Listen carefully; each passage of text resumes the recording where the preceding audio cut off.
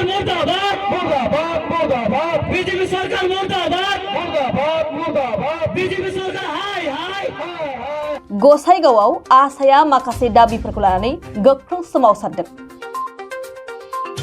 दिनै क'क्राझार जिल्लानि गसाइगाव सहरनि गान्धीनगर गेवलां गेलेग्रा फोथाराव सानसेनि हाबाफारि लानानै क'क्राझार जिल्ला दुलाराय आसाम आदिबासी फरायसा आफाद सुंद'यै आसानि बानजायनायाव बिजेपि सरकारनि हेंथायै माखासे दाबिफोरखौ लानानै सोमावसारनाय हाबाफारि खुङो। मख'नो गोनांदि बे हाबाफारिनि गेजेरजों हारियारि दाङाबाजियाव जिउ गोमानांनाय आरो न' बां सिलिंखार जानांनाय दुखुथिया नखरफोरनो सरकारा थाबैनो राङारि अनसुंथाइ होनांगौ आरो आदिबासी हारिनि हा हुनि जेंनाफोरखौ सरकारा थाबैनो सुस्रांनांगौनि दाबिजों गोख्रों सोमावसारो। जितु गोष्ठीगत संघर्ष হৈছে আৰু এই গোষ্ঠীগত সংঘৰ্ষত আজি আমাৰ ৰিলিফ কেম্প এবিৰত আমি থাকিব লগা হৈছিলে। আমাৰ কোকৰাঝাৰ চিৰাং বাক্সা এইখিনি অঞ্চলৰ আজি চাওক আজি 28-29 বছৰ অকলি যোৱাৰ পিছতো আজি আমাৰ এই গৃহহাৰা পৰিয়ালবিলাকক চৰকাৰে যিটো ৰিহেবিলিটেশ্যন দিয়াৰ কথা কৈ আজি 28-29 বছৰ অকলি গ'ল, তথাপিও আজি আমাক কোনো ধৰণৰ পূৰ্ণ ৰিহেবিলিটেশ্যন তথা আৰ্জি আজিলৈকে দিয়া হোৱা নাই। প্ৰথমত 10,000কৈ দিয়া হৈছিলে আৰু ইয়াৰ পিছত দিম বুলি কৈ এতিয়ালৈকে কোনো ধৰণৰ পূৰ্ণ ৰিহেবিলিটেশ্যন দিয়া হোৱা নাই। সেই গতিকে আজি ইয়াত আমাৰ বহু দল সংগঠন সহযোগ মিলি এটা ধৰ্ণা কাৰ্যসূচী ৰখা হৈছে।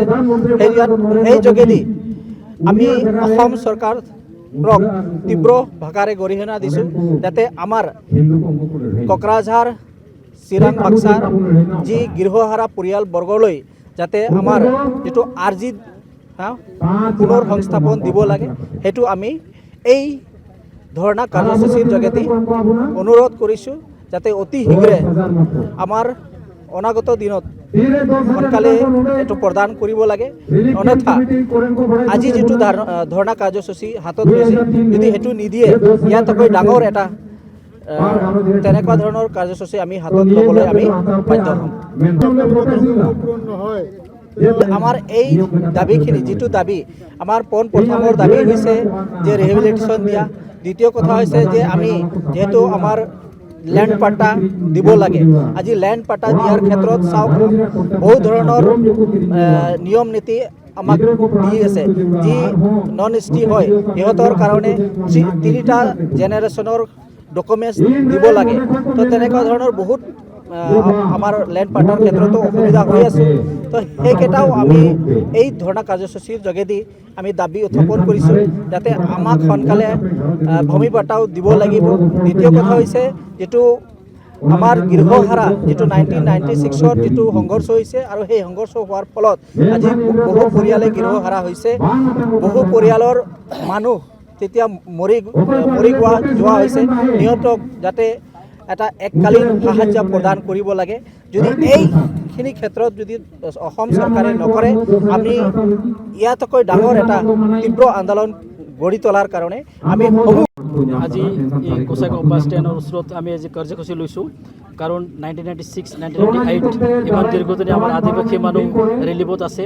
তাৰপিছতো আমি অকল অৰ্থনৈতিকভাৱে অকল 10,000 টকা পাইছোঁ আৰু এইটোৰ আগত যিটো চৰকাৰে কৈছিল আমাক 5 লাখ দিম বুলি, কিন্তু আমি আজিলৈকে 28 বছৰ হৈ গ'ল আজিলৈকে আমি এই ৰিলিফ গ্ৰাণ্ট RGI পোৱা নাই আমি। কাৰণ অকল ইলেকশ্যনৰ সময়ত চৰকাৰে ক'ল যে আমি আদিবাসীসকলৰ কাৰণে RGIটো দিম। আমি এইটো গোটেই প্ৰচেষ্টাটো টকা দি কিনি চব মানুহবিলাকে এইটো কৰিলে, কিন্তু এতিয়া চুপচাপ। এইটো আমি সন্দেহ কৰিছোঁ যে অসম চৰকাৰে তথা ভাৰত চৰকাৰে বিলত বাজেটত লৈ আনিছে নাই। এইটো অকল ভুৱা প্ৰচাৰ দি কিনে আমাৰ মানুহক জাষ্ট অকল ভোট বেংক হিচাপে ব্যৱহাৰ কৰি আছে। এইটো চৰকাৰৰ অকল এটা ষ্টেপ কি যিকোনো এটা ভুৱা প্ৰচাৰ। কাৰণ অসম চৰকাৰ তথা বিজেপি চৰকাৰে আজিৰ দিনত গম পায় মষ্ট বেকৱাৰ্ড বা নেগলেক্টেড মানুহ হ'ল আদিবাসী জনগোষ্ঠী। এইটোৰ কাৰণে সিহঁতে ভাবে যে আদিবাসী জনগোষ্ঠী অতি সোনকালে বা অতি কম শব্দৰে ঠকাব পাৰে বা ভুল বুজাব পাৰে, কিন্তু আজিৰ দিনত সেইটো নহয়। আজিৰ দিনত যিটো চৰকাৰে ভাবি আছে সেইটো সম্পূৰ্ণ বিপৰীত হ'ব